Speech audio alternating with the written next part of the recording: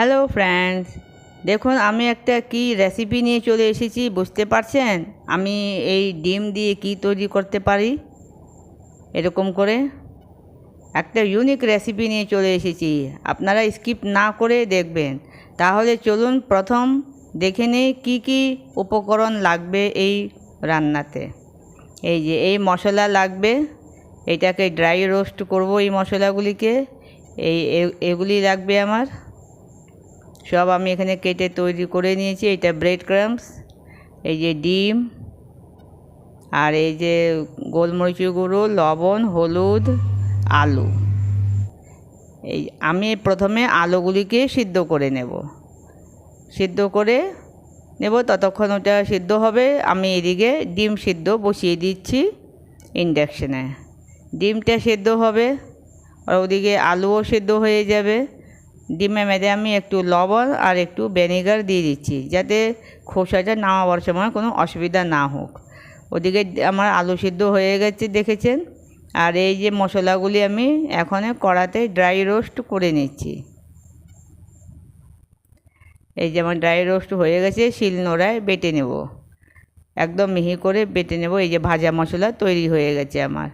এই যে আলু ছুলে নিয়েছি, আলুটাকে এখন একটা গ্রেটার দিয়ে গ্রেট করে নেব। একটু হাত দিয়ে ম্যাশ করে নিচ্ছি যাতে কোনো লাম্পস না থেকে যাক। আর এই যে কড়াতে তেল দিয়ে দিলাম। তেলটা যখন ভালো করে গরম হয়ে যাবে তখনই হিং একটু দেব। হিং ভাজা হয়ে গেলে কাঁচা লঙ্কা আর রসুন কুচি দিয়ে দিলাম, আর আদা কুচিও দিয়ে দিলাম। এই যে এখন এটাকে একটু ভাজা ভাজা হয়ে গেলে পেঁয়াজ কুচি দিয়ে দিয়েছি। পেঁয়াজটাকে এখন ভালো করে একটু ভাজবো। তাড়াতাড়ি ভাজা হওয়ার জন্য পেঁয়াজ একটু লবণ দিয়ে দিয়েছি। লবণ দিয়ে দিলে পেঁয়াজ তাড়াতাড়ি নরম হয়ে যায় আর ভাজা তাড়াতাড়ি হয়ে যায়। এই দেখুন পেঁয়াজ আমার সব ভালো করে ভাজা হয়ে গেছে। এখন ধনে গুঁড়ো, জিরের গুঁড়ো আর কাশ্মীরি লাল লঙ্কার গুঁড়ো দিয়ে দিলাম। তারপরে আবার একটু নাড়িয়ে চাড়িয়ে একটু হলুদ দিয়ে দিচ্ছি।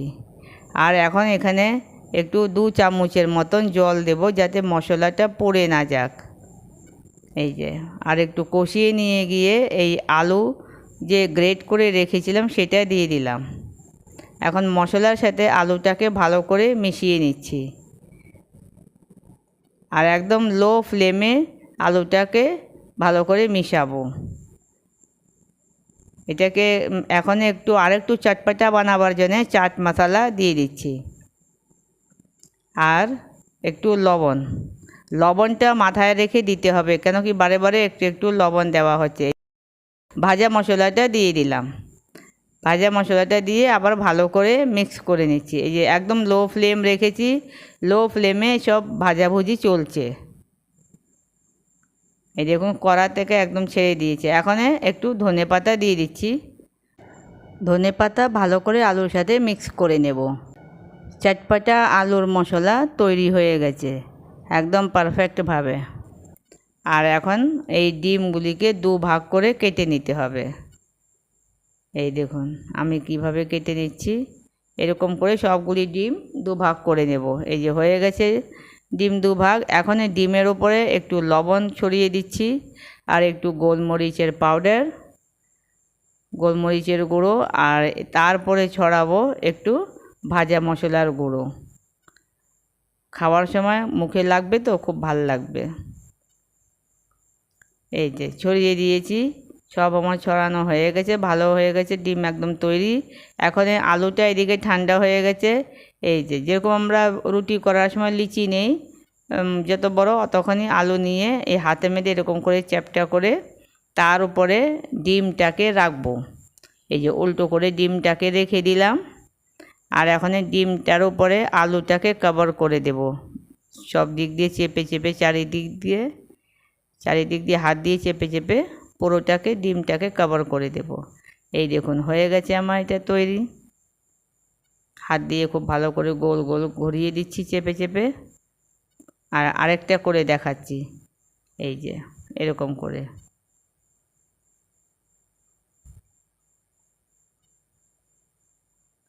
এই দেখুন হয়ে গেল। এরকম করে সবগুলি ডিম আমি তৈরি করে নেব। এই যে সব তৈরি করে নিয়েছি।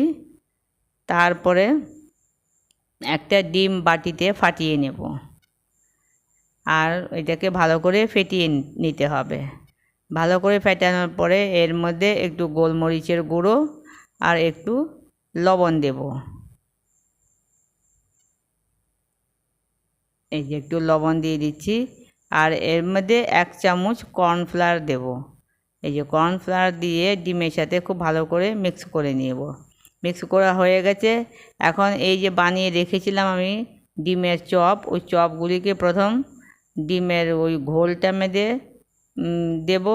দেওয়ার পরে ওর থেকে তুলে ব্রেড ক্রাম্বসে মেখে, এখন আপনাকে দুটো হাত ইউজ করতে হবে। একটা হাত দিয়ে ডিমের ঘোলে মেখে দিতে হবে, আর একটা হাত দিয়ে ব্রেড ক্রাম্বস লাগাতে হবে। এই দেখুন ব্রেড ক্রাম্বস লাগাবো আমি, ডাবল কোট করব, সিঙ্গেল কোটে হবে না। এই যে আবার দিয়েছি ডিমের ঘোলে মেখে দিয়ে, তারপরে আবার ব্রেড ক্রাম্বসের উপরে দেব।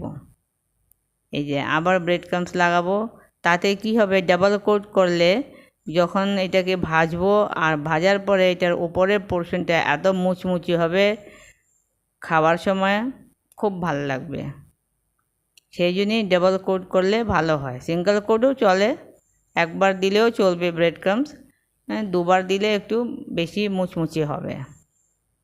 আর এই দেখুন আরেকটা করে দেখাচ্ছি, এরকম করে করে নিতে হবে। 2 হাত তখনই ইউজ করতে হবে, 1 হাতে হবে না। এই যে আবার দিলাম, আবার লাগালাম ব্রেড ক্রাম্বস।